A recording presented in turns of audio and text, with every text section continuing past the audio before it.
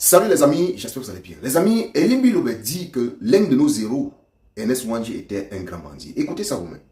Il n'y avait pas centre, il n'y avait pas sud, il y avait centre-sud. Centre-sud. Mais les gens du centre-sud qui voulaient aller au littoral prenaient un laissez-passer. Les gens du littoral qui voulaient aller à la capitale, ici, à Yaoundé, prenaient un laissez-passer, etc. etc. Donc, on ne va pas demander à Valère de retirer ça. Il a dit quelque chose qui n'était pas complètement juste. Mais je note avec regret l'instrumentalisation forcenée de ce propos malencontreux à des fins de victimisation pour donner l'impression qu'il y a un génocide contre les Bamileke. Je rappelle que la notion de génocide est récente. Elle est bien récente et elle est complètement bien définie par le système des Nations Unies. Il ne suffit pas que les gens aient été tués en masse pour qu'on dise qu'il y a un génocide. Il faut pour un génocide que les auteurs aient pensé l'élimination d'une communauté. Très bien. Et qu'il y ait des écrits, qu'il y ait une doctrine pour cela. Voilà, il suffit donc pas de se battre parce que on dit qu'on a tué les gens. Si vous parlez de génocide Bamileke parce qu'on a tué des gens, les Mbo, les Bakaka, les Balou, les Banco du Mungo vont parler du génocide en accusant les Bamileke d'Ernest Ouandji qui ont débrûlé des villages entiers dans le Mungo pour prendre les terres. Et ça ne se passe pas avant les indépendances. Ça se passe entre 60 et 71 quand on arrête Ernest Ouandji, qui est un bandit, un grand bandit. Comment ça? Il ne faisait pas de la politique. Le terme au Cameroun est déjà indépendant. Quand Semengue et les Tondekoto dans l'armée camerounaise combattent Ernest Ouandji, le Cameroun est déjà indépendant. Il n'y a aucune raison de dire qu'on fait une lutte pour la libération. Il était bandit comment? Il était un bandit, il brûlait des villages pour rien. Il y avait quelle est la doctrine politique, quelle est la revendication qui voulait que on s'élève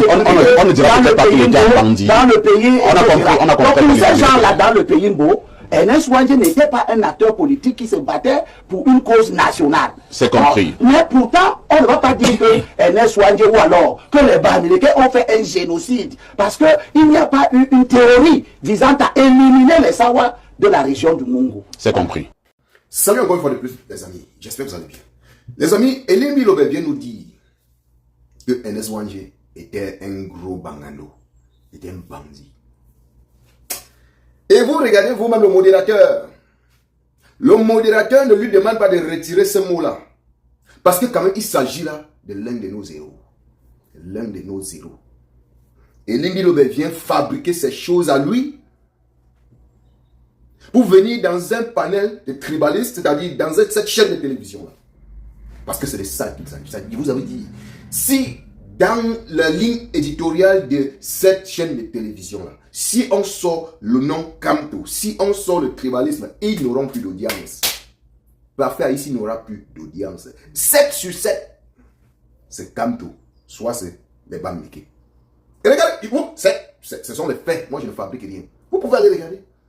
Vous pouvez aller scroller rien que sur les émissions de la semaine passée. Vous allez voir.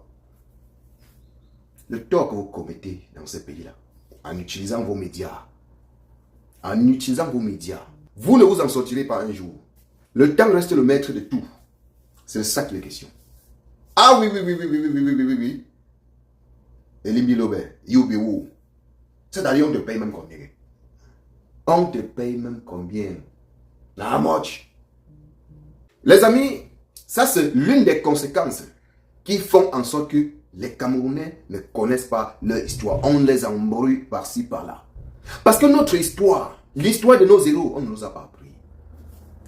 Et des personnes comme cela, les chaînes de télé qui pouvaient même, c'est-à-dire que les Camerounais pouvaient même profiter par leur canal pour comprendre la vérité de notre histoire. Ils nous margouillent, ils nous cognent la tête. Ils sont monnayés, ils nous cognent la tête avec les invités fleuratés. Le mal est trop profond. Mais quand le pays là va changer un jour, les chaînes de télé pareil, beaucoup de chaînes de télé, ça va disparaître. Vous n'auriez plus de place. Parce que l'éducation, vous ne pouvez pas donner au Camerounais. Le bon message, vous ne pouvez pas. Vous êtes corrompus, vous êtes même la malchance des Camerounais. Vous faites partie parce qu'on dit, le média, c'est le deuxième pouvoir d'un pays. Les médias, c'est le deuxième pouvoir d'un pays. Mais si vous vous servez de vos canaux pour nous mater, pour nous diviser encore de plus, vous n'avez pas votre place. Vous n'entrerez jamais dans l'histoire. Ah oui, vous n'avez même pas d'abord. Oh, vraiment. Les amis, ça choque le cœur. On est obligé de faire comme ça et poster pour avoir les archives au moment venu. Oui. Parce que tous là, je vous ai dit, parfait ici, Ernest Obama, Bruno Bidjan, il y a encore qui là, ils sont 4. Ce ne sont pas les journalistes, ce sont des personnes qu'on a cooptées pour qu'ils essayent de cogner la tête des Camerounais, pour qu'ils essayent de diffuser le mensonge aux Camerounais. J'aimerais remercier ici les réseaux sociaux, TikTok, Facebook, etc. Parce qu'il nous a permis, c'est-à-dire tu n'as plus besoin de dire que tu vas regarder les conneries là. Tu n'as plus besoin. Avec ton téléphone, ta connexion, tu véhicules du bon message. Au moins ce que tu as vu, ce que tu as vécu. C'est ça qu'il s'agit. Imaginez s'il n'y avait pas Internet, s'il n'y avait pas Facebook, TikTok. Mais c'est que les gars, ils devraient vraiment nous mettre dans du n'importe quoi. La preuve en est, je suis en train d'essayer de déconstruire. Alors, ça, ils devraient mettre comme ça sur le marché pour que vous voyez, vous constatez vous-même que ce sont des traîtres de la République. Ce sont des personnes qui servent à diviser les Camerounais. Quelqu'un organise un palais depuis sa création. Il ne fait que cogner sur un truc, c'est-à-dire sur une seule tribu. Il ne fait que, c'est-à-dire parler d'un seul leader. Parce que c'est le leader de l'audience. Parce que tu sais, vous savez très bien que si vous ne parlez pas de Kanto, vous n'auriez pas d'audience. Qui va vous écouter? Qui va vous regarder même? Si vous ne parlez pas du tribalisme, qui va vous regarder? Qui va vous écouter? Mais 99 jours pour le voleur, un seul jour pour le grand patron. Les amis, partagez la vidéo pour les nouveaux. Abonnez-vous. On est là pour eux. Même si la voix ne porte pas, mais on va donner au moins 2-3 personnes vont connaître, constater qui sont ces gens-là.